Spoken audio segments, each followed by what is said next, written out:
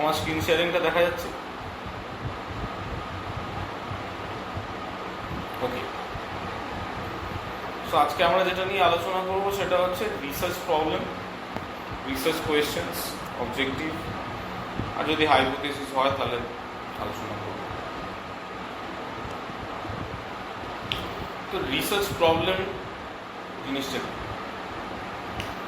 Research problem is a specific issue that requires investigation. একটা particular issue আছে, সেই ইস্যুটা নিয়ে আমরা আলোচনা করতে চাইছি, সেই ইস্যুটা আমাদেরকে ফিগার আউট করতে হবে যে সেই ইস্যুটা কি।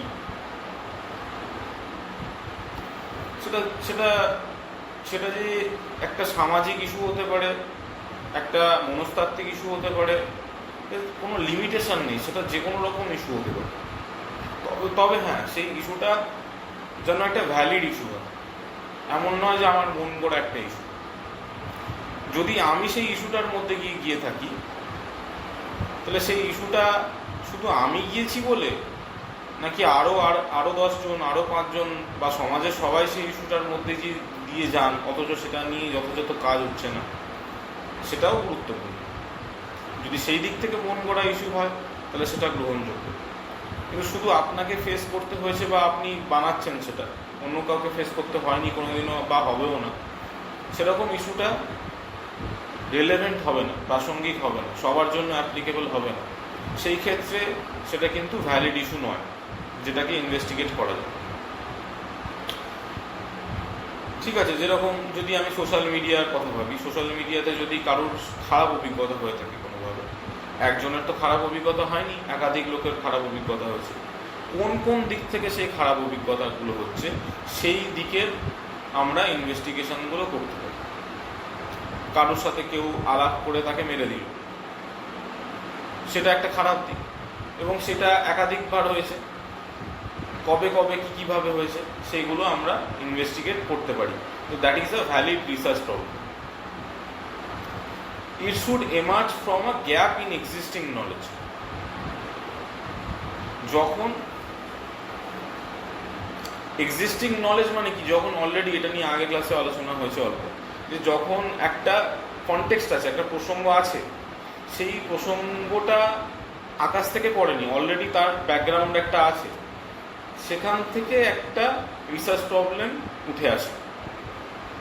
যে কোনো একটা ঘটনা ঘটেছে বা কোনো একটা উপন্যাসে, একাধিক উপন্যাসে কিছু কিছু সমস্যা আমরা দেখতে পাচ্ছি। কারণ মনস্তাত্ত্বিক সমস্যা হতে পারে, that is psycho analytic study.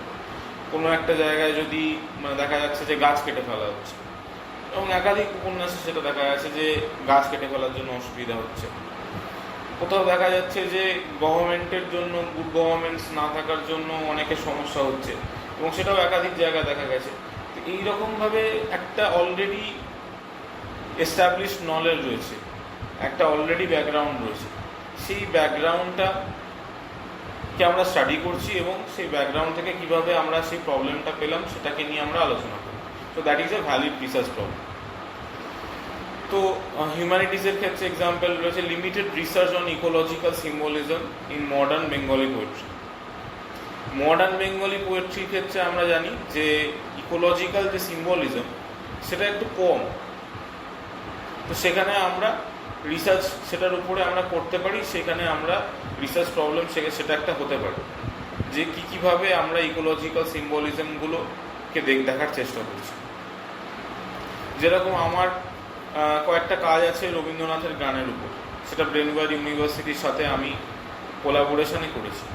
তো সেখানে রবীন্দ্রনাথের অনেক গানের ইকোলজিক্যাল কি সিম্বলিজম আছে, সেই সিম্বলিজম নিয়ে আমি আলোচনা করেছি। সেটা ব্রেনওয়্যার ইউনিভার্সিটির ওয়েবসাইটেই পাওয়া যায়। দেন সোশ্যাল সায়েন্সেসের ক্ষেত্রে যারা আছেন তাদের ক্ষেত্রে এটা একটা এডুকেশন ওরিয়েন্টেড একটা example, declining student engagement in online learning.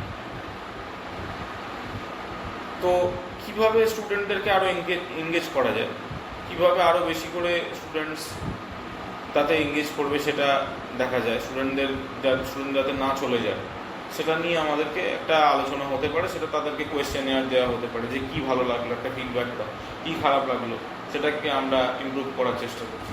Child centric এডুকেশনে, student centric এডুকেশনে কী করা হচ্ছে, তাদেরকে টিচারদেরকেও রেট দেওয়ার, টিচারদেরকেও মার্কস দেওয়ার একটা জায়গা থাকছে। তো সেখান থেকে আমরা নিজেদেরকে রেকটিফাই করার চেষ্টা করছি অ্যাজ টিচার্স, সেই বিষয়টাও হতে পারে।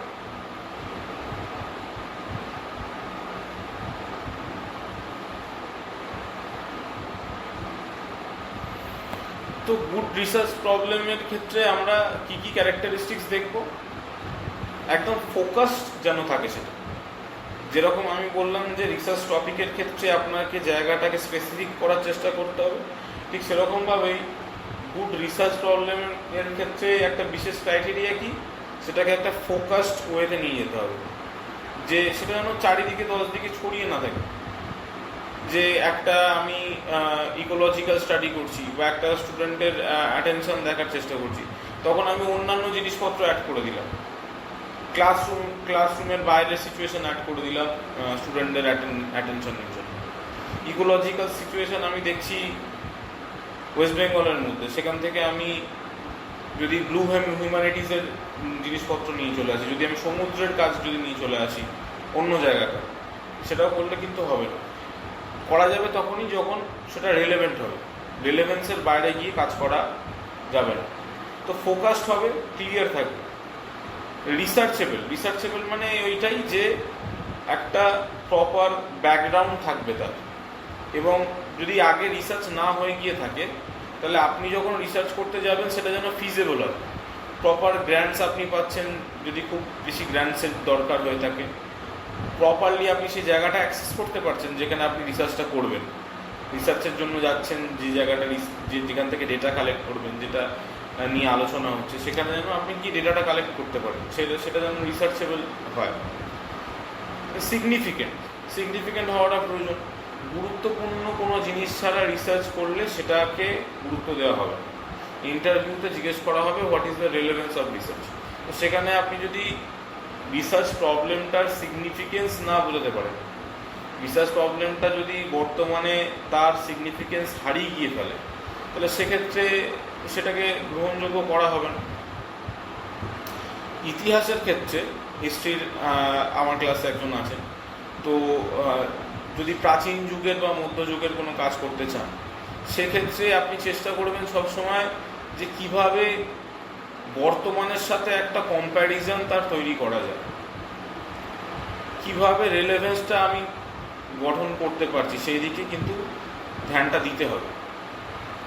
যখনই আপনাকে জিজ্ঞেস করা হবে যে মধ্যযুগের আপনি কাজটা করছেন, সেটা আজকের দিনে দাঁড়িয়ে তার প্রাসঙ্গিকতা কি, যদি এটা জিজ্ঞেস করা হয়, সেক্ষেত্রে আপনি কি উত্তর দেবেন? আমি ইতিহাসের ছাত্র, এই উত্তরটা দিলে তো হবে না।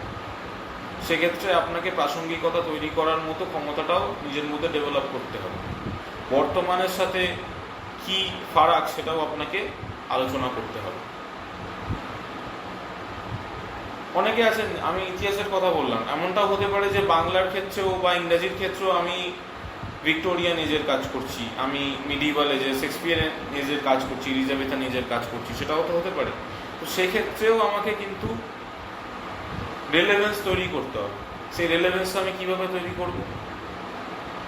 এলিজাবেথান পিরিয়ডে, মিডিল এজেসে যে ধরনের কাজ হয়েছে, যার উপরে আমি কাজ করার চেষ্টা করছি, তার একদম লেটেস্ট কাজটা কি সেটা কিন্তু আমার নখদর্পণে থাকতে হবে।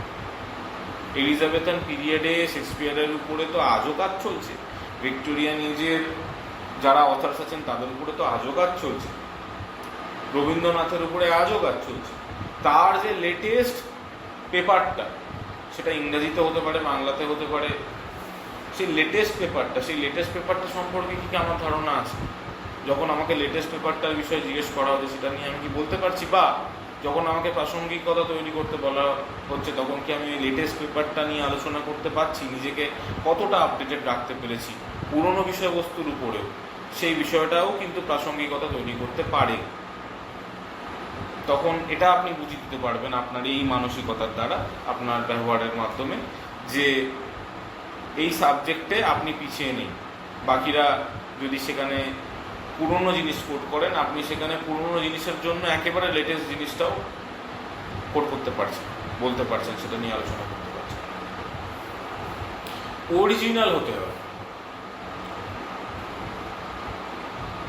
কারোর উপরে প্রচুর কাজ হয়ে গেছে, সেখানে অরিজিনালিটি পাওয়ার সম্ভাবনা কম। এবং এই যে পয়েন্টটা, এই পয়েন্টটা খুবই গুরুত্বপূর্ণ আপনাদের সবার জন্য, if not the most important thing in this class. যে অরিজিনালিটির ব্যাপারটা, এখানে প্লেজারিজমের কোয়েশ্চেন চলে আসবে, সেটা নিয়ে পড়ে আসবে। তো অরিজিনালের ব্যাপারটা কি হয়ে যাচ্ছে, আমি যে কাজ করছি আমার ডিপার্টমেন্টে, সেই ডিপার্টমেন্টে একজন আমার সহপাঠী আছেন, তিনি কাজ করছেন রবীন্দ্রনাথের গানের উপর। রবীন্দ্রনাথের গানের উপরে উনি যে কাজ করছেন, রবীন্দ্রনাথের সাহিত্যের উপরে অনেক কাজ হয়ে গেছে, ইনক্লুডিং গান। তাহলে তাকে কেন এন্টারটেন করা হবে? সে অরিজিনালিটি কিভাবে আনছে? সে একটা বিশেষ তাত্ত্বিক দৃষ্টিকোণ থেকে একটা বিশেষ থিওরি অ্যাপ্লাই করছে, যেটা আগে কেউ অ্যাপ্লাই করেনি। নতুন, তুলনামূলকভাবে নতুন একটা থিওরি অ্যাপ্লাই করছেন, এবং একদম নতুন যে রিসার্চ হচ্ছে সেই থিওরির প্যারাডাইমে সেই সমস্ত জিনিসকে উনি নিয়ে আসছেন। তাই জন্য তার যে লেখাটা, তার যে থিসিসটা, সেটা অরিজিনাল হচ্ছে।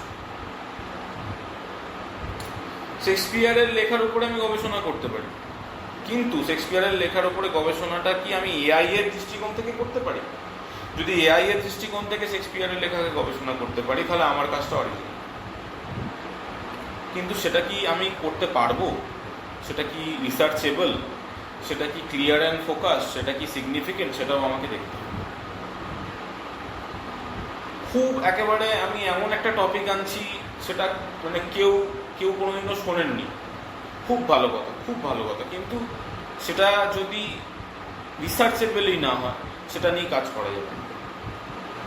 আবার সেটা যদি প্রচুর কাজ হয়ে গিয়ে থাকে তার উপরে, এবং আপনি নতুন কিছু দেখাতেই পারছেন না, নতুন কোনো তথ্য উদ্ঘাটন করতে পারবেন না, নতুন কোনো তত্ত্ব দিয়ে সেটাকে দেখতে পারছেন না, তাহলে সেটা কিন্তু অরিজিনাল থাকলো না। ঠিক এই কারণেই প্যারেলে আপনারা যখন রিসার্চ প্রপোজাল নিয়ে যাবেন, যে রিসার্চ প্রপোজাল আপনাদের অনেককেই, আপনার তো সবারই তো রিসার্চ প্রপোজালের যে টপিক, সেটা আমি কারেক্ট করলাম, অন্তত চেষ্টা করলাম। তো সেখানে আমি দেখলাম যে জিনিসপত্রগুলো হয়ে গেছে, যে অথার্সদের নভেলসের উপরে কাজ হয়ে গেছে, সেগুলো আপনারা বলছেন। অবভিয়াসলি সেটা রিসার্চেবল, সেটা নিয়ে অনেক কাজ হয়েছে, সেটাকে আপনি লিটারেচার রিভিউতে দিতে পারবেন, সেখান থেকে রিসার্চ গ্যাপও হয়তো বের করতে পারেন, করে বের করতে পারেন, কিন্তু সেটাকে এনকারেজ করবে না প্যানেল। সেক্ষেত্রে একটু সরে বেঁকে বসবে, তার কারণ হচ্ছে অলরেডি অনেক বেশি কাজ হয়ে গেছে। তো সেই ক্ষেত্রে আপনাকে হয় নতুন তত্ত্ব দিয়ে সেটাকে আলোচনা করতে হবে, যেটা নিয়ে আলোচনা কেউ করেনি, অথচ সেই তত্ত্ব দিয়ে সেই কাজটা করলে প্রাসঙ্গিকতা তার বহু গুণে বেড়ে যায়। যখনই সেই প্যানেলের মাথার মধ্যে এই ব্যাপারটা আপনি আপনারা তুলে ধরতে পারবেন যে আচ্ছা, এই ঘটনাটা, এই উপন্যাসটা, এই নাটকটা, এই বিষয়টা, এই তত্ত্ব দিয়েও দেখা যেতে পারতো, এই থিওরিটা অ্যাপ্লাই করা যেতে পারতো, এটা কেন আগে আমরা ভাবিনি? এবং এইভাবে ভাবলে তো কাজটা অন্যরকমই হতো। এটা তো এমন কিছু নয় যেটা মানে অন্য কেউ ভেবেছেন এটা এটা এটা এটা তো হলো না, এটা আমরা ভাবিনি এতদিনও, বা এটা তো দারুণ ব্যাপার। যেরকম ধরুন, ইন্ডিয়ান কোনো ওয়ার্কের উপরে আপনি খুবই ডিপ সাইকোলজিক্যাল অ্যানালিসিস করলেন, যেখানে সাইকোলজিক্যাল অ্যানালিসিস বিষয়বস্তুটা অনেক পরে এসছে। আগে তো একটা ব্যাখ্যামূলক আলোচনাই হতো পিএইচডিতে, তো পরে তত্ত্বগুলো আসছে, তারপরে মনস্তাত্ত্বিক তত্ত্বগুলো আসছে। তো সাইকো অ্যানালিটিক থিওরি খুবই দরকার ছিল কিছু উপন্যাসের উপরে অ্যাপ্লাই করা, কিন্তু সেগুলোকে আমরা সময় ফেলে এসেছি আগে।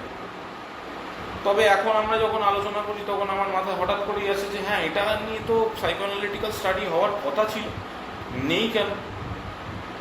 যেই মোমেন্টে এই যে চিন্তাটা প্যানেলের মাথার মধ্যে আপনি নিয়ে আসতে পারবেন, একটা ইউরেকা মোমেন্ট ক্রিয়েট করতে পারবেন, সেখানেই কিন্তু আপনি অরিজিনাল পয়েন্টস, ব্রাউনি পয়েন্টস যাই বলুন, সেটা কিন্তু সেদিক থেকে আপনি এগিয়ে থাকবেন। Then feasible within available time and resources. 5 বছরে পিএইচডি, যদি কেউ খুব তাড়াতাড়ি করে তাহলে 4 বছর, আর যদি সেটা আরও ভালোভাবে করা যায়, পড়াশোনা ছাড়া আর কিচ্ছু করছি না, তাহলে সেটা 3.5 বছরে করা যায়।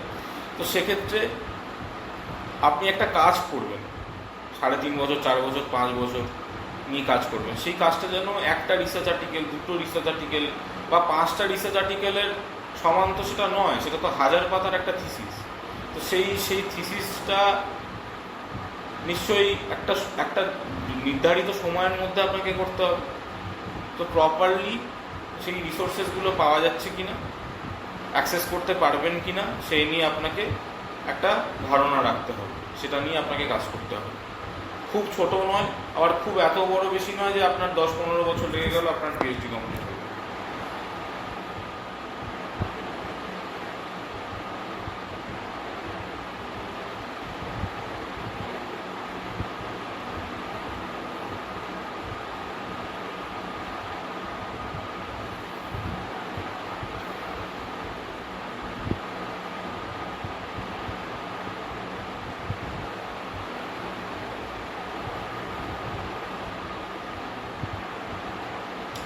এবার আমরা আসবো রিসার্চ কোয়েশ্চেন।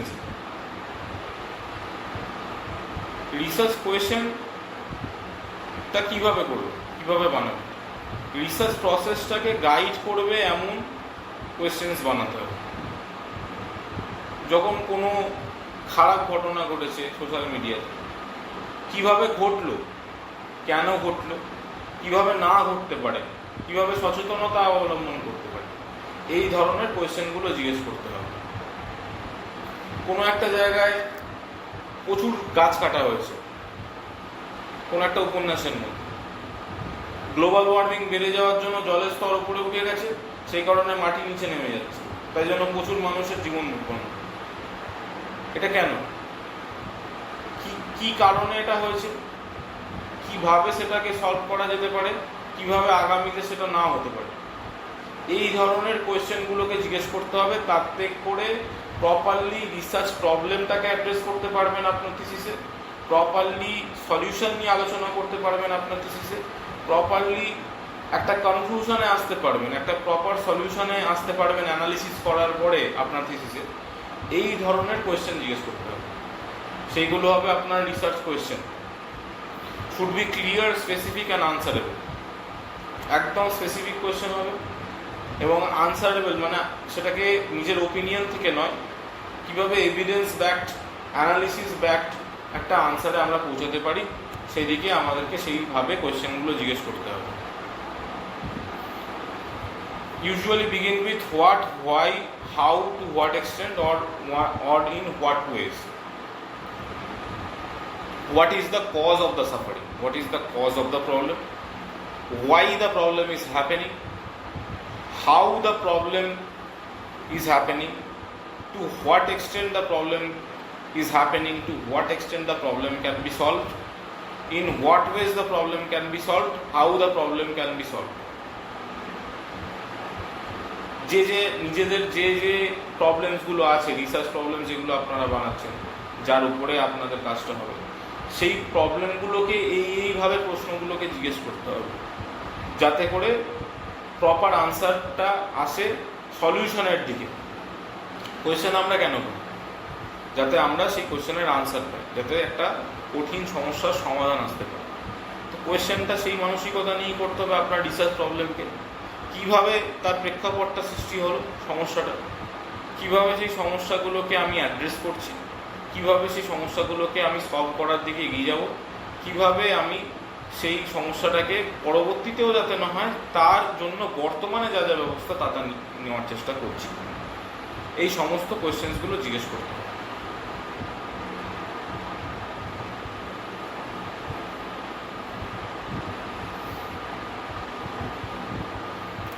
ওকে, তো রিসার্চ কোয়েশ্চেন্স একটা করে উদাহরণ যদি দিই, how does Rabindranath Thakur employ nature symbolism in Gitanjali?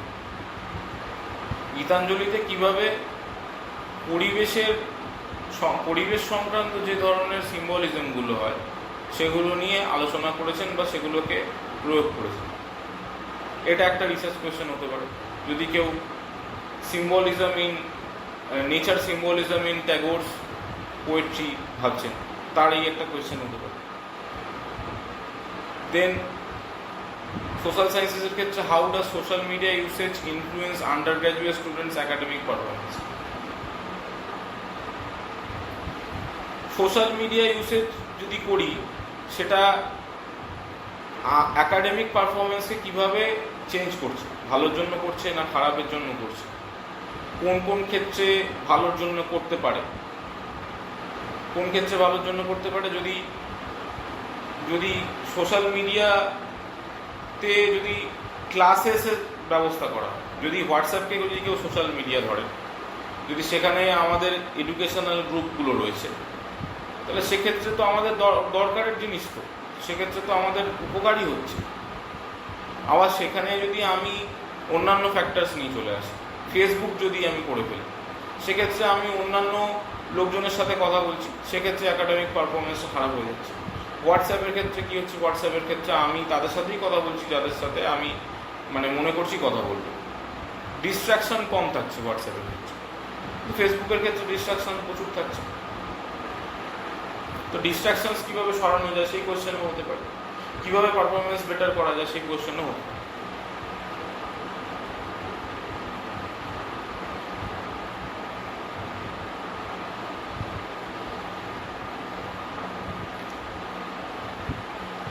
Then research objective. অনেকে আছেন যে রিসার্চ র্যাশনালের সাথে রিসার্চ অবজেক্টিভকে গুলিয়ে ফেলেছে। রিসার্চ করার কারণ এবং রিসার্চ করে কি উদ্দেশ্যে, করে আমরা কিসে উপনীত হব, সেই দুটোর মধ্যে পার্থক্য আছে। রিসার্চ অবজেক্টিভ রিসার্চের করার রিসার্চ করে আমরা কি উপনীত হব, করে আমরা কিসে উপনীত হব এটা। রিসার্চ করার কারণ হচ্ছে রিসার্চ র্যাশনাল, রিসার্চ করে আমরা কিসে উপনীত হতে চাই, কিসে উপনীত হব, সেটা রিসার্চ অবজেক্টিভ। ঠিক আছে। State what the researcher intends to achieve. Research অবজেক্টিভে কী থাকবে, আপনি এই রিসার্চটা করার মাধ্যমে কি নতুন তথ্য উত্তোলিত করতে চাইছেন। Use measurable action verbs such as examine, analyze, compare, identify, evaluate। তো এই ধরনের ওয়ার্ডসগুলো, অ্যাকশন ভার্বসগুলো ইউজ করতে হবে। যে এক্সামিন করতে চাই, অ্যানালাইজ করতে চাই, কম্পেয়ার করতে চাই, আইডেন্টিফাই করতে চাই, ইভ্যালুয়েট করতে চাই। আইডেন্টিফাই আর ইভ্যালুয়েট এটা একটুখানি যারা নতুন কিছু যারা কোয়ান্টিটেটিভ অ্যানালিসিসের দিকে যাবেন তাদের ক্ষেত্রে আইডেন্টিফাই ইভ্যালুয়েটের ব্যাপারটা একটু বেশি থাকে। এমনটা বলছি না যে আইডেন্টিফাই ইভ্যালুয়েটের ব্যাপারটা কম আছে, নেই হিউম্যানিটিসের ক্ষেত্রে, সেটা আমি বলছি না। তবে যদি এক্সামিন কথাটা ব্যবহার করেন সেটা ভালো, অ্যানালাইজটাও বেটার, এক্সপ্লোরটাও লিখতে পারে, এক্সপ্লোরও লিখতে পারে। কম্প্যারিজনটা ঠিক আছে, তবে সব থেকে বেটার হয় যে এক্সামিন, অ্যানালাইজ এগুলো সব থেকে বেটার।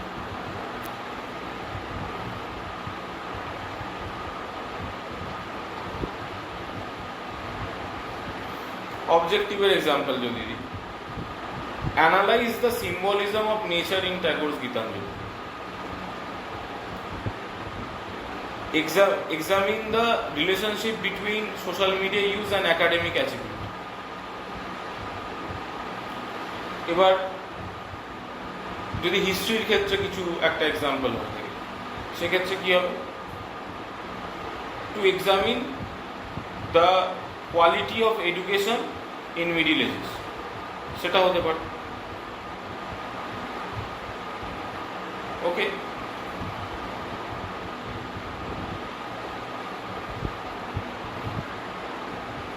দেন হাইপোথিসিস। হাইপোথিসিসের ব্যাপারটা রিসার্চ প্রপোজালে মেনশন করতেও পারেন, নাও করতে পারেন, এটা বাধ্যতামূলক বিষয়বস্তু নয়।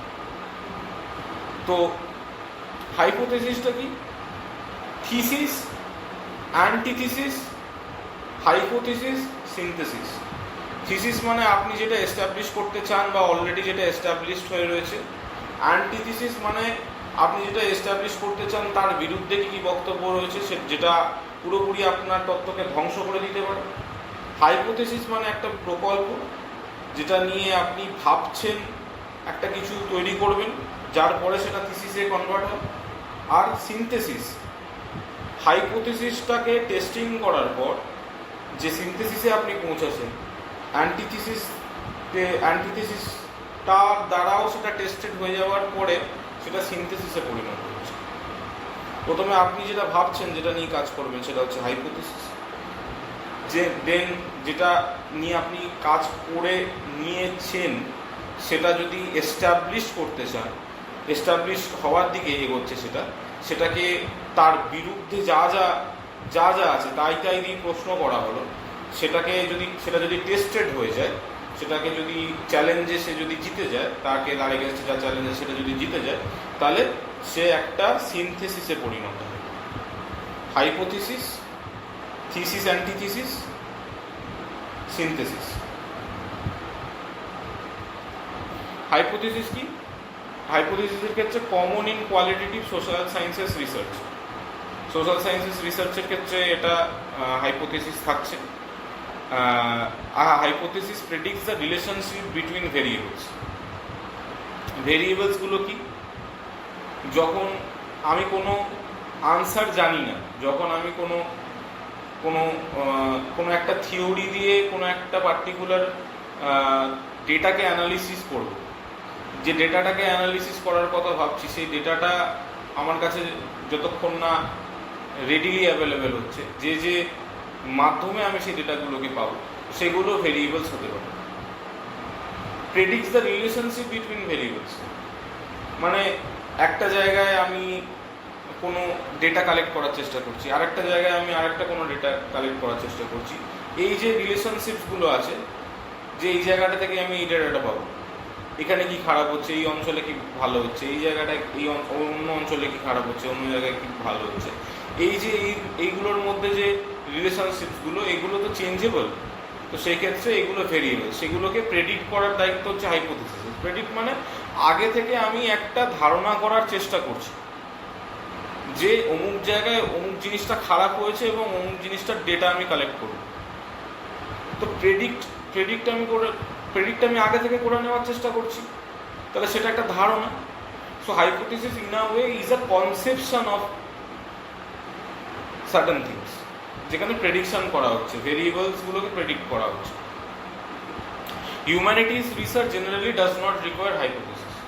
তো যারা হিউম্যানিটিজে আছেন, যারা ভাষায় আছেন, বাংলা ইংরেজি, তাদের ক্ষেত্রে হাইপোথিসিস দরকার নেই। যারা সোশ্যাল সায়েন্সেসে আছেন তাদের হাইপোথিসিস মানে আগে থেকে একটা প্রেডিকশন টাইপের, আগে থেকে একটা ধারণা থেকে আপনি যে কাজটা করছেন সেটা থাকতেই পারে। সেটা ব্যাকগ্রাউন্ড অ্যান্ড হাইপোথিসিস করে আপনি একটা জায়গাতেও মেনশন করতে পারেন, আবার ব্যাকগ্রাউন্ড আর হাইপোথিসিস আলাদা আলাদা মেনশন করতে পারেন, কোনো অসুবিধা নেই।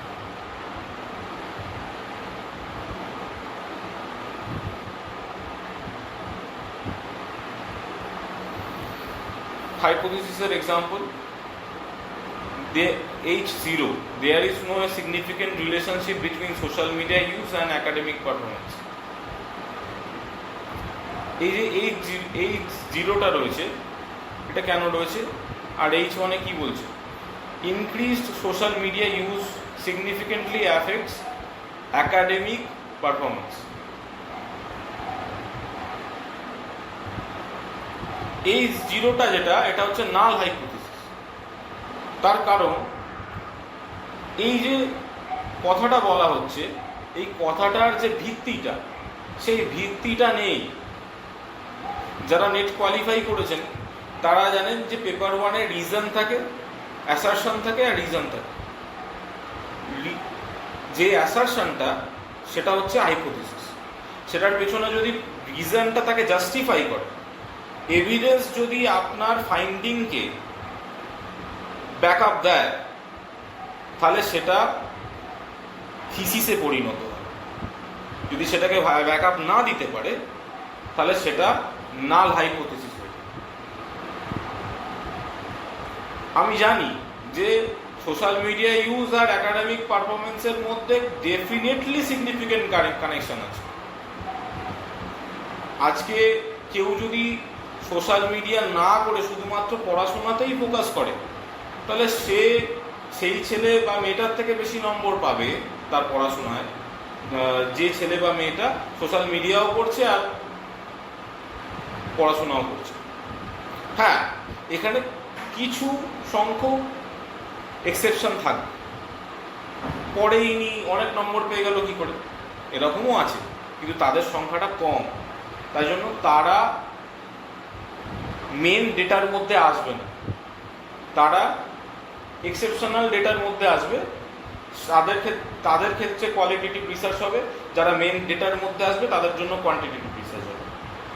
কোয়ালিটেটিভও হতে পারে, জেনারেলি কোয়ান্টিটেটিভ রিসার্চ তাদেরকে নিয়ে হয় যাদের জন্য একটা ডেটা সেট থাকে, কিন্তু তাদেরকে নিয়ে কোয়ালিটেটিভ রিসার্চ হয় যাদেরকে নিয়ে ডেটা সেট নেই বা তারাই এক্সেপশন অফ দ্য রুল।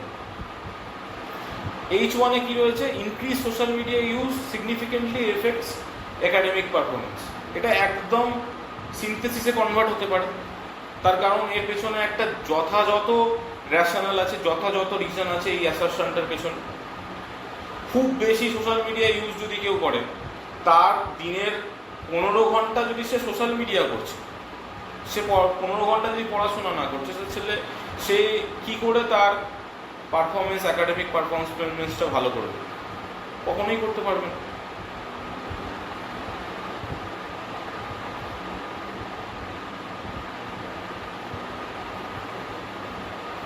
আমরা যে কমন মিস্টেক্সগুলো করে থাকি, যে প্রবলেমটা নিয়ে আমরা আলোচনা করবো, সেই প্রবলেমটা যদি খুব বড় হয়, সারা ভারতব্যাপী আমি একটা প্রবলেম নিয়ে করলাম, সেটা করলে হবে না। আমি একাধিক থিওরি দিয়ে আমি প্রবলেমটাকে দেখার চেষ্টা করছি, বা এতটাই বড় প্রবলেম যে আমাকে একাধিক থিওরি দিয়ে দেখতে হচ্ছে। একটা নির্দিষ্ট মালায় আমি গাঁথতে পারছি না, আমাকে অনেকগুলো মালা গাঁথতে হচ্ছে, তাহলে কিন্তু সেই প্রবলেমটা টু ব্রড।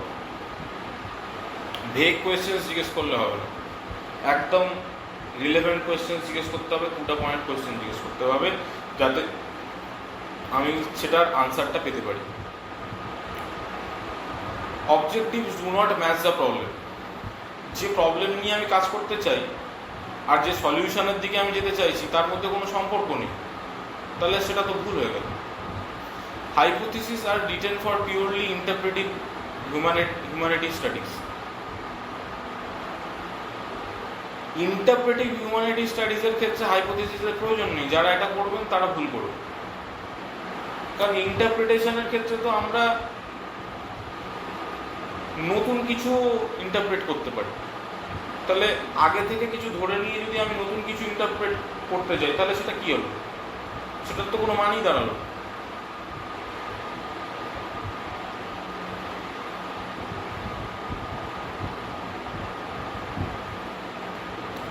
তাহলে ক্লাস অ্যাক্টিভিটিতে এটা এত অবধি আশা করি বুঝতে পেরেছেন।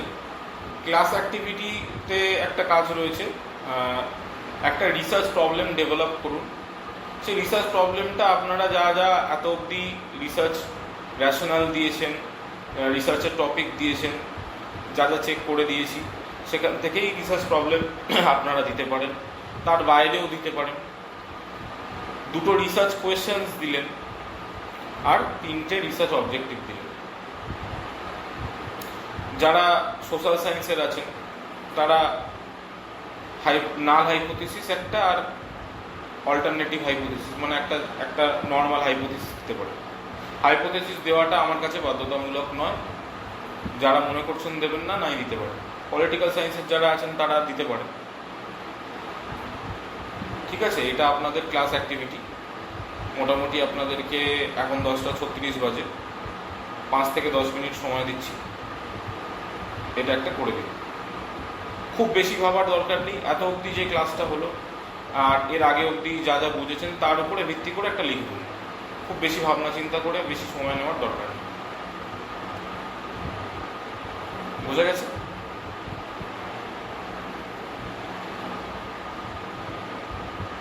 এত অবধি বুঝতে কি কারোর অসুবিধা হয়েছে? যদি অসুবিধা হয় সেটার উত্তর আমি এই ক্লাস অ্যাক্টিভিটির পরে দেব। আপাতত ক্লাস অ্যাক্টিভিটিটা বুঝতে কি অসুবিধা হয়েছে?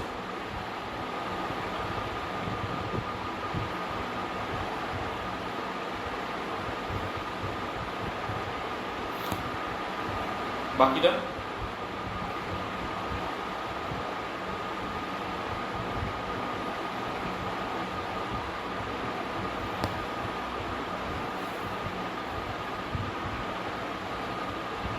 ঠিক আছে। তাহলে ক্লাস অ্যাক্টিভিটিটা করুন, মোটামুটি 5 থেকে 10 মিনিট সময় দিচ্ছি, ভুল হলে অসুবিধা নেই, চেষ্টা করুন।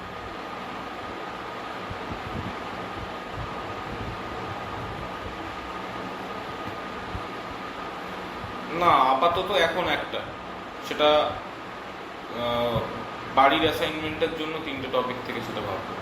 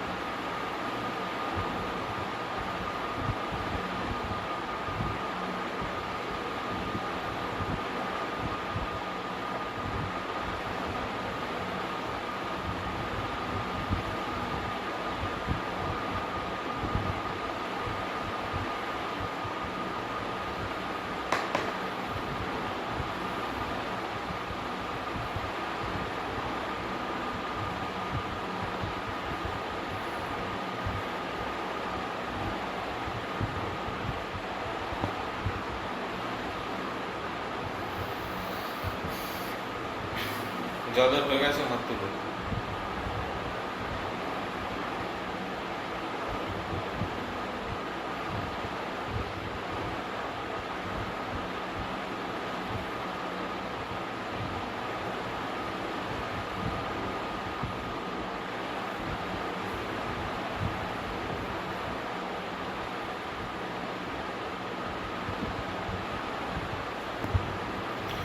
রিসার্চ প্রবলেম যাদের হয়ে গেছে হাত তুলুন।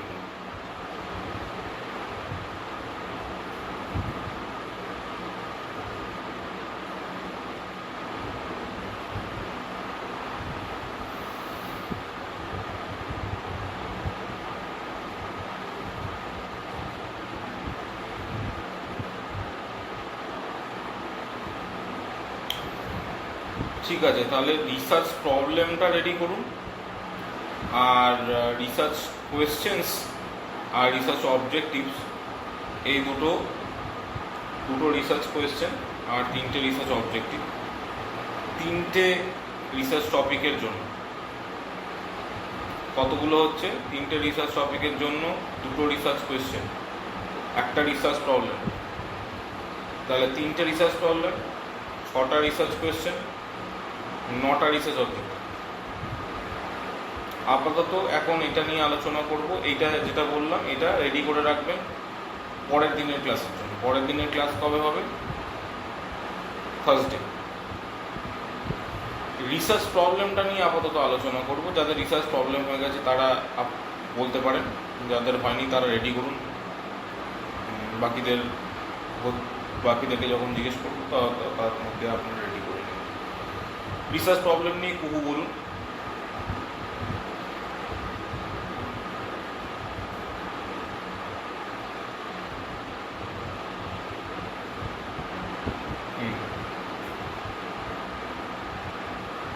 আচ্ছা, না আপনি রিসার্চ কোয়েশ্চেনটা বলতে পারেন, যদি আপনি মনে করেন রিসার্চ কোয়েশ্চেন বলতে পারেন, কারণ রিসার্চ প্রবলেম তো আপনার রিসার্চ র্যাশনালের সাথে হালকা ছিল আমার মনে আছে, তো আপনি রিসার্চ কোয়েশ্চেন বলতে পারেন।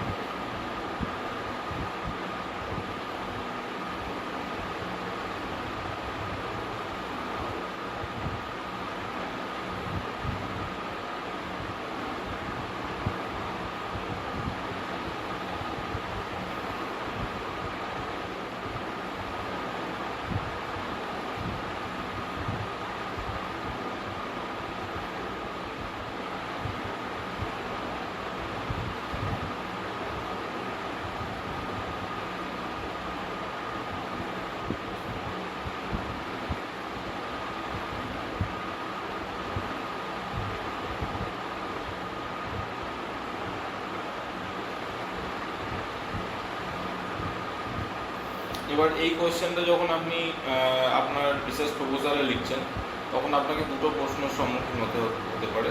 First is reader response theory, second is death of the author reconstruction.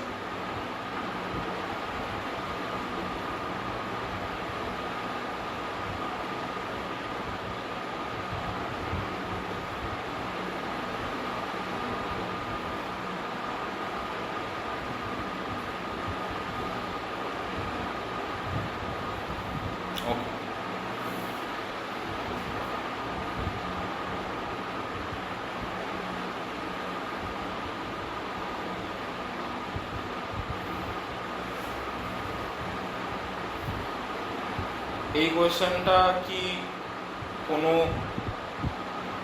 কোনো এক্সপ্লোরেশনের দিকে ইঙ্গিত করছে? শুট দিয়ে কোয়েশ্চেনগুলো করবেন না। হ্যাঁ, ইঙ্গিত হয়তো করছে, কিন্তু শুট দিয়ে কোয়েশ্চেন না করাটাই বেটার। ঠিক আছে,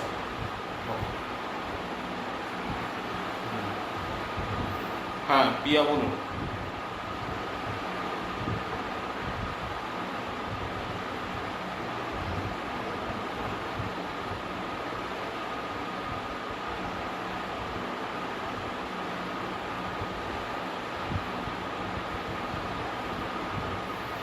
যখন আপনি south Bengal municipalities of West Bengal বলছেন, তখন কিন্তু আপনার ওয়ার্ডের সংখ্যা কিন্তু বেড়ে যাচ্ছে। সেখানে কিন্তু আপনি এটাকে ছোট করতে পারেন বা কনসাইসলি বলতে পারেন, প্রিসাইসলি বলতে পারেন যে শুধু সাউথ বেঙ্গল যদি বলে দেন সেটাতেও হতে পারে, বা southern states of West Bengal বলুন, সেটা আরেকটু বেটার। সাউদার্ন স্টেটস না, southern districts of West Bengal বললে সেটা বেটার। ঠিক আছে?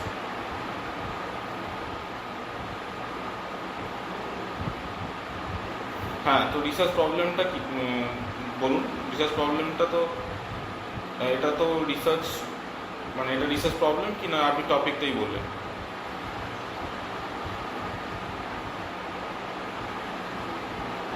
রিসার্চ প্রবলেম অন্তত 2 থেকে 3টে সেন্টেন্সে আমাকে বলতে হবে।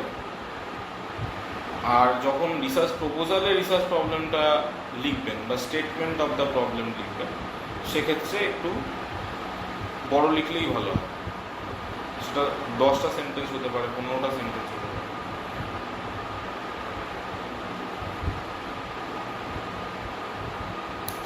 সে ঠিক আছে, মেন বিষয়বস্তুটা ফিগার্ড আউট থাকলে সেটার উপরে আমরা 15-20টা বাক্য লিখতেই পারি পরবর্তীকালে, অসুবিধা হবে না।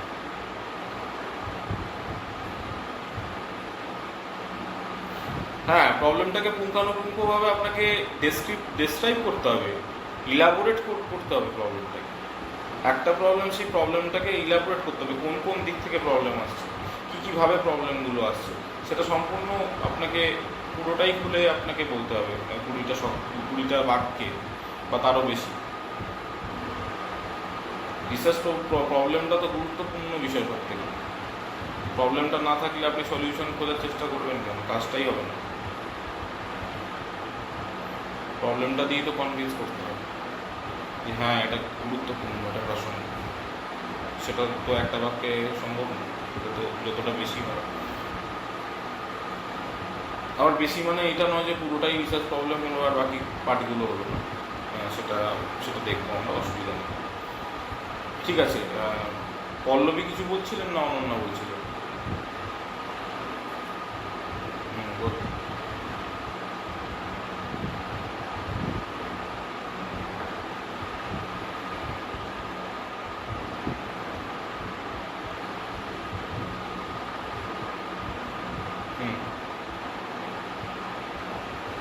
এটা তো টপিক হয়ে গেল।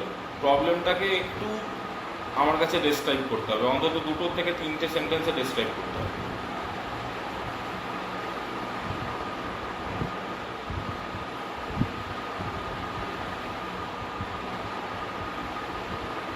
ঠিক আছে, তাহলে এটা নিয়ে আপনি এটাকে লিখুন, আর সেটা আপনি আমাকে পড়ে দেবেন। আর রিসার্চ কোয়েশ্চেন্স আর রিসার্চ অবজেক্টিভস হয়েছে?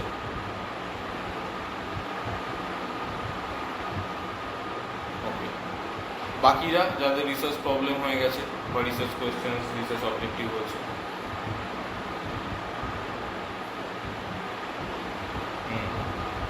বলুন ছিল।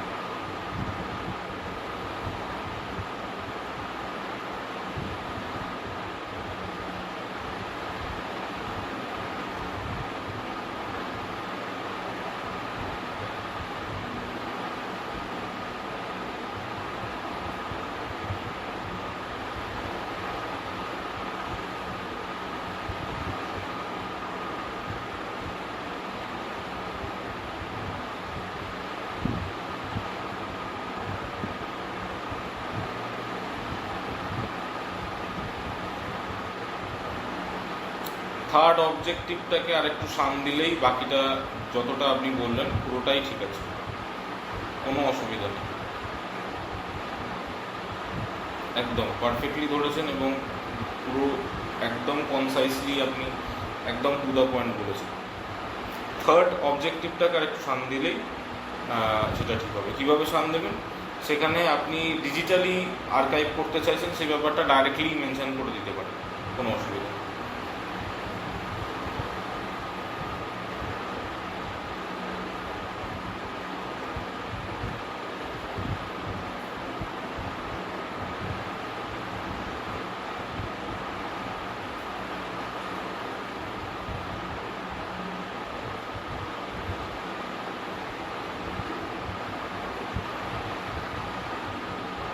আমি আপনাদের ক্লাস নিতে পারছি, এটার জন্য আমি খুব আমিও শিখতে পারছি অনেক কিছু।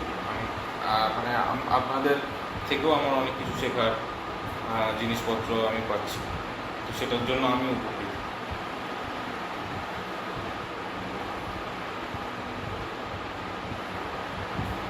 বাকিরা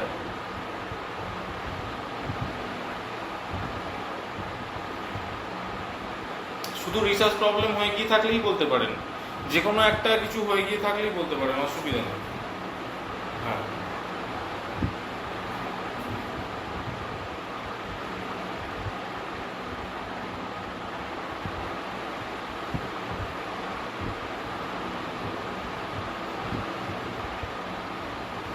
হ্যাঁ, এটা একটা রিসার্চ কোয়েশ্চেন হতে পারে, তবে একটা রিসার্চ কোয়েশ্চেনের জন্য এটাকে যদি আপনি অ্যান্ড দিয়ে যেটা করছেন, অ্যান্ড দিয়ে কনজাংশনগুলো যতটা অ্যাভয়েড করা যায় তত ভালো।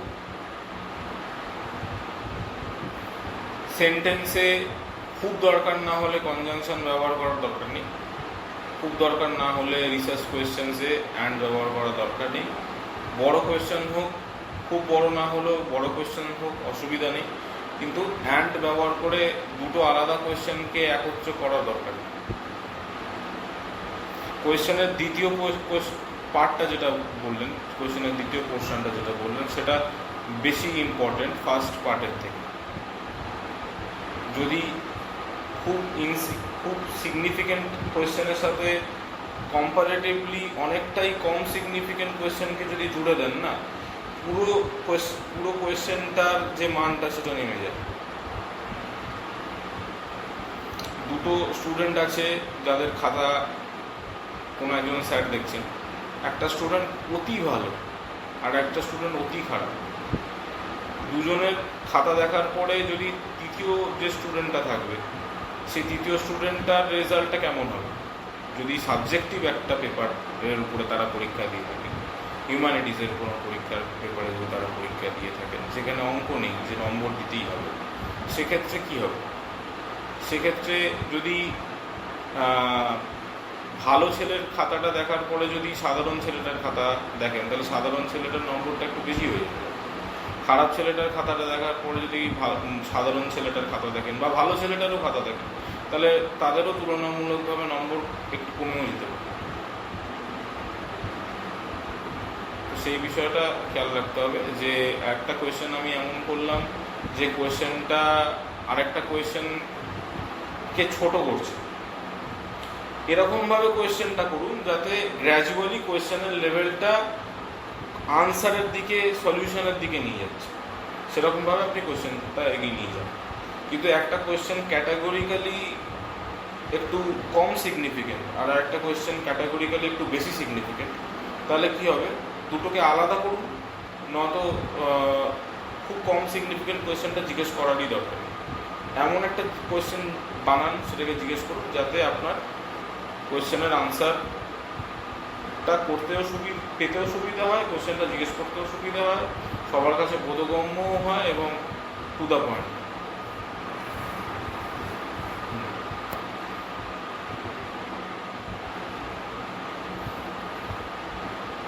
আর বাকিরা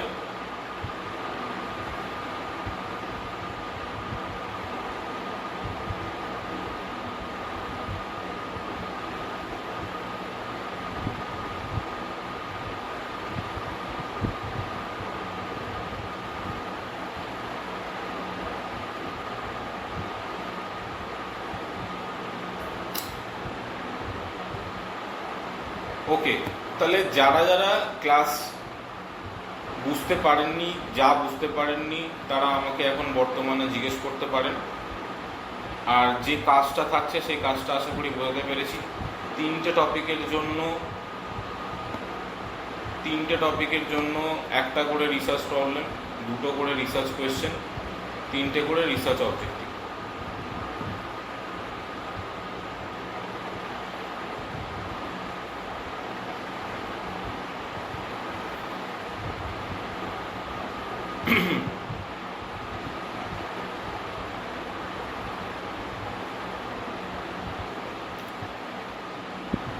research questions,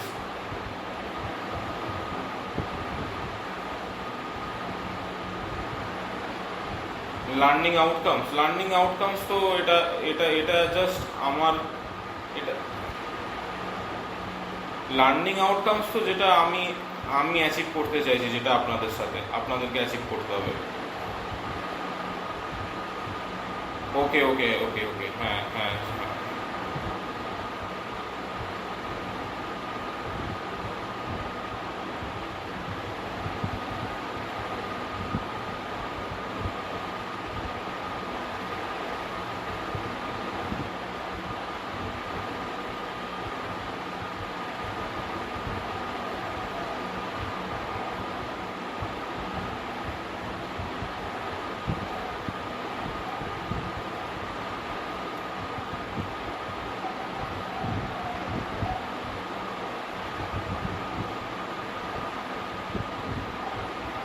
হ্যাঁ বলুন, নাল হাইপোথিসিসের ব্যাপারটা বলে নিই, তারপরে আপনারটা শুনছি। নাল হাইপোথিসিসের ব্যাপারটা বুঝতে পারেননি?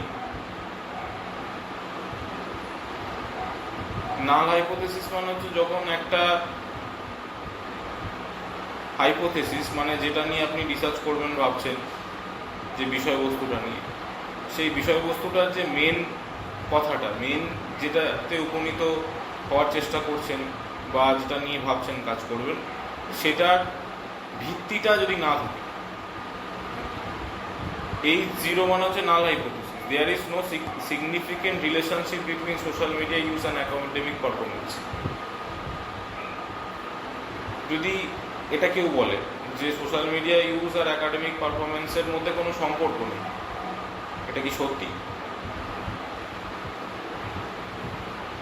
এটার উপরে বেসিস করে যদি কেউ রিসার্চ করতে চায় বা এই রিসার্চ করে যদি এই তথ্য উপনীত হয়, তাহলে এটার কি কোনো ভিত্তি আছে?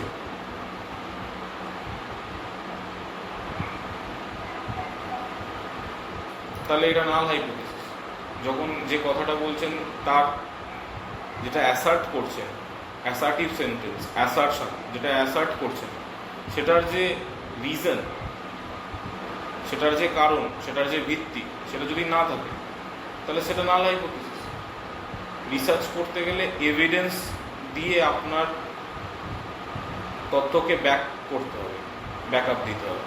আপনার ওপিনিয়ন হলে নিশ্চয়ই সেটা এভিডেন্স দিয়ে ব্যাকআপ হবে, তাহলে সেক্ষেত্রে সেটা নাল হাইপোথিসিস হবে। যখন আপনি কোনো কথা বলছেন কিন্তু সেই কথাটার কোনো ভিত্তি প্রমাণ আপনি করতে পারছেন।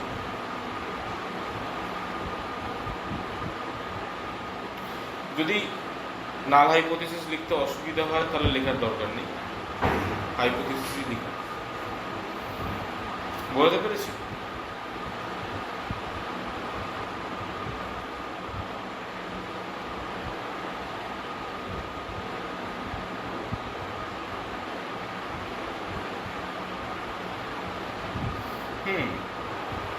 অবশ্যই।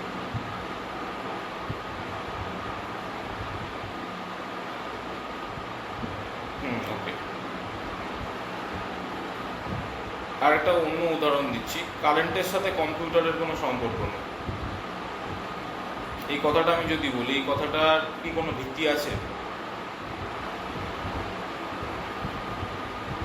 তাহলে যেটার ভিত্তি আছে সেটা কারেন্টের সাথে কম্পিউটারের অবশ্যই সম্পর্ক আছে। কারেন্ট না থাকলে কম্পিউটার চলবে না।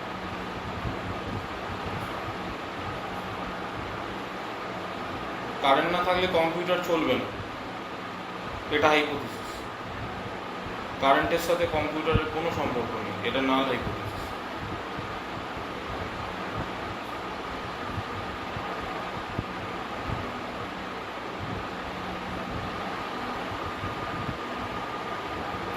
হ্যাঁ, বহু কিছু বলবেন।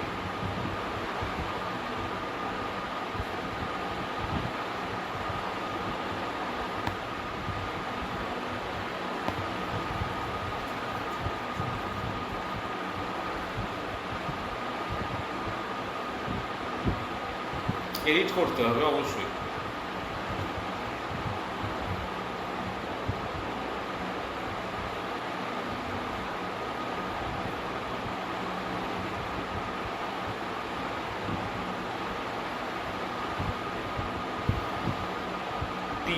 তিনটে রেডি করার কথা বলা হয়েছে, তো তিনটে আমরা রেডি করছি এখান থেকে। রিসার্চ কোয়েশ্চেন, আচ্ছা হ্যাঁ, রিসার্চ কোয়েশ্চেন আপনি তিনটেও করতে পারেন, পাঁচটাও করতে পারেন, তবে ছটার বেশি করলে একটু বেশি বাড়াবাড়ি লাগবে। হ্যাঁ, অবজেক্টিভসও মোটামুটি ওই 3টে থেকে 5টার মধ্যে হতে পারে।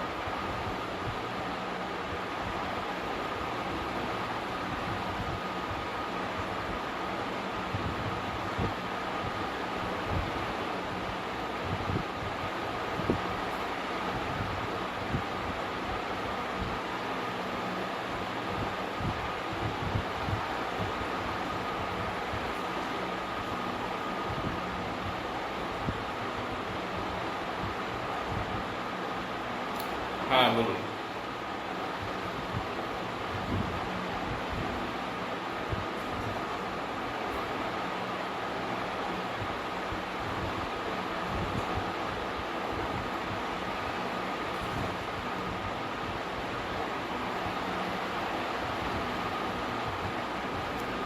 হ্যাঁ, অল্টারনেটিভ হাইপোথেসিস তো হতেই পারে। এটা অল্টারনেটিভ হাইপোথেসিস মানে স্ট্রিক্ট সেন্স অফ দ্য টার্মে আমি বলিনি কথাটা, মানে সেটা নর্মাল হাইপোথেসিসও দিতে পারে।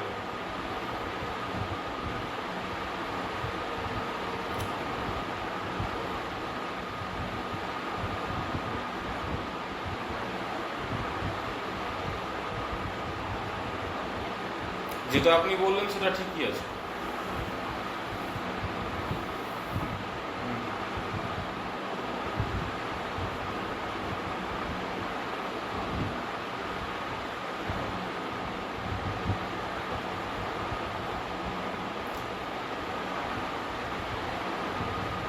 আর কেউ কোনো বিষয় নিয়ে আলোচনা করতে চান?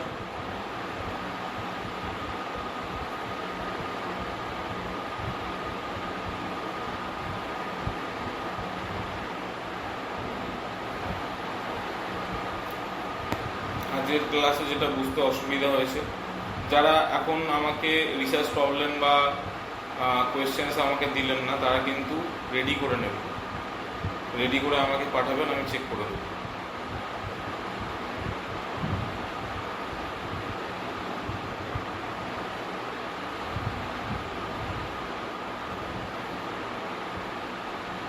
হ্যাঁ বলুন।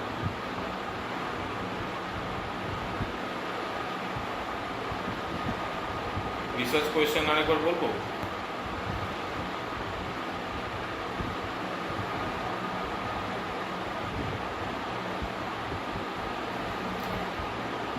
রিসার্চ কোয়েশ্চেন,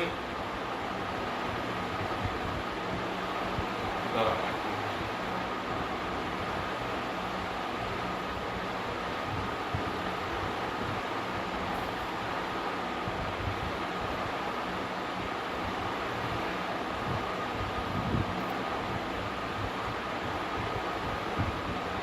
রিসার্চ কোয়েশ্চেনে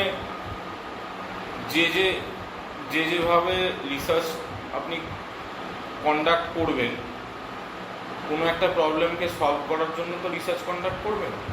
সেই প্রবলেমটা সলভ কীভাবে হতে পারে, সেই প্রবলেমের ব্যাকগ্রাউন্ডটা কী, প্রথমে প্রবলেমটা কীভাবে প্রবলেমটাকে অ্যাড্রেস করা হবে, দেন কীভাবে সলভ করা হচ্ছে, এবং পরবর্তীকালেও যাতে প্রবলেমটা না হয় তার জন্য কী কী স্টেপস নেওয়া যেতে পারে। আপনার সাবজেক্ট কি?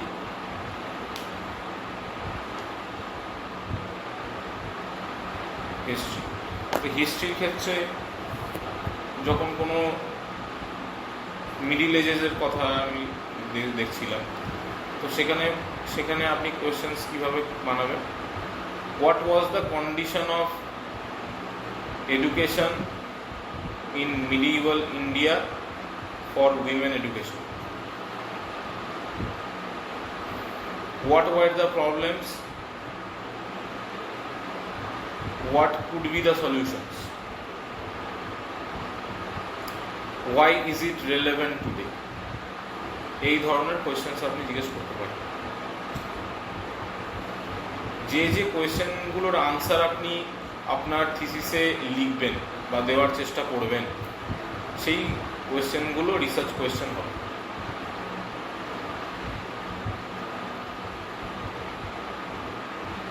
বোঝা গেছে?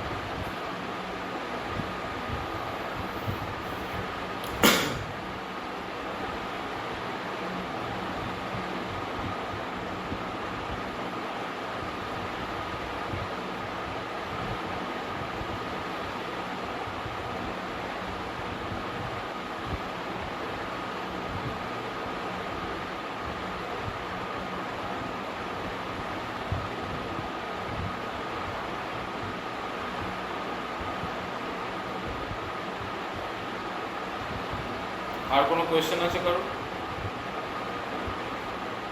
আজকের ক্লাস নিয়ে বা আগের ক্লাসগুলো নিয়ে?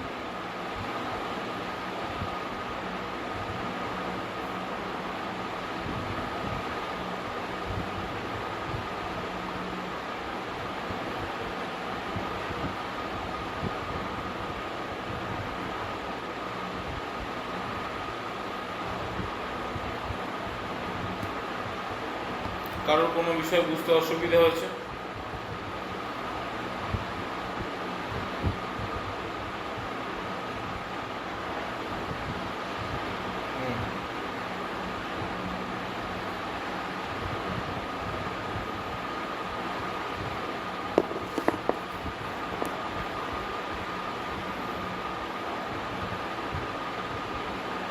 হ্যাঁ, তিনটে আলাদা আলাদা টপিক, তিনটে আলাদা আলাদা রিসার্চ প্রপোজাল আমরা বানানোর চেষ্টা করছি।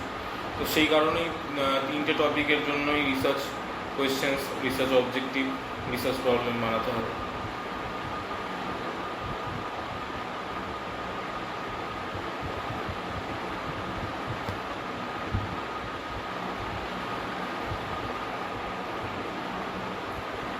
হ্যাঁ, আগের দিনে তিনটে টপিক চেয়েছিলাম আর তার রেশনাল অফ রিসার্চ চেয়েছিলাম, কি কারণে কাজটা করতে হবে।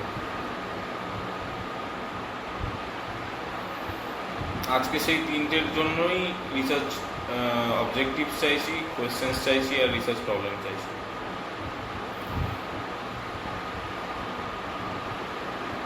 ছোট করে বানানো অসুবিধা নেই, এখনই যে খুব বড় করে বানাতে হবে সেটা বলছি না, তিনটে আলাদা আলাদা নিয়ে ভাবার কথা বলছি। তবে একটা মোক্ষম বানাবেন, সেটার কাজটা ধীরে ধীরে করব। তিনটে বানানোর কথা বলা হচ্ছে তার কারণ তিনটে রেডি করলে কি হবে, কোথায় কোনটা দেবেন সেটা নিয়ে একটা ধারণা থাকবে। কোনো একটা ইউনিভার্সিটিতে ধরুন আপনি একটা দিচ্ছেন, সেই ইউনিভার্সিটিতে সেই ধরনের প্রফেসর সেই ধরনের কাজ করেছেন, তো সেইটা আপনি দিচ্ছেন। আবার অন্য ইউনিভার্সিটিতে আরেকটা দিচ্ছেন যেটা নিয়ে সেটা দেওয়া যায় না, অন্য আরেকটা দিতে হয়, তো সেখানে আপনি অন্যটা দেবেন। সেই কারণে তিনটে রিসার্চ প্রপোজালের উপরে কাজ করার কথা বলা হয়েছে। আর যখন যেখানে যেটা দেওয়া হবে তার আগে সেটাকে ডিফাইন করা যেতে পারে, তবে আগে থেকেই আমরা এখান থেকেই রিফাইনমেন্টটা করে নেব। তবে প্রথমে তিনটে নিয়ে কাজ করলেই বেটার হয়, রিফাইনমেন্টের কাজটা পরে হবে। আগে ধারণাগুলো পেয়ে তিনটের উপরেই কাজটা করতে হবে। একটার উপরে শুধু কাজ করলে কী হবে, পরবর্তীকালে অন্য টপিক নিয়ে মাথায় ভাবার কথা চিন্তা আসবে না, তখন মনে হবে এই একটা নিয়েই করছি, এটাকে নিয়েই ভাবি, এটাই নিয়ে সব করব। এতে কী হবে, চান্স পেতে দেরি হবে, কোথায় আরেকটা দিতে পারতেন এটা মাথায় কাজ করবে না, যেটা নিয়ে করেছি সেটাই দেবো, এরকমই মাথায় কাজ করবে।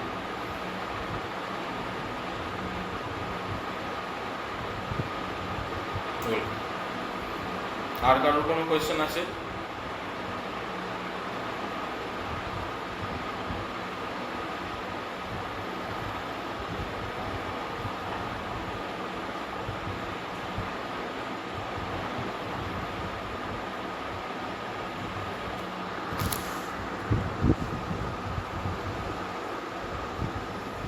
আর কারোর কোয়েশ্চেন্স থাকলে বলুন, নয়তো আমি ক্লাসটা এন্ড করে দেবো।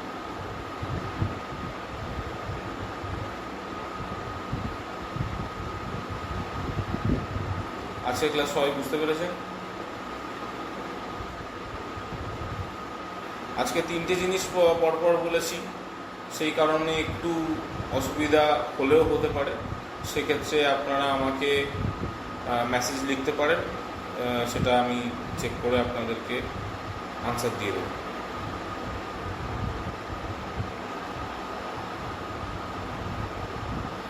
ঠিক আছে, তাহলে আজকে এত অবধি থাকলো।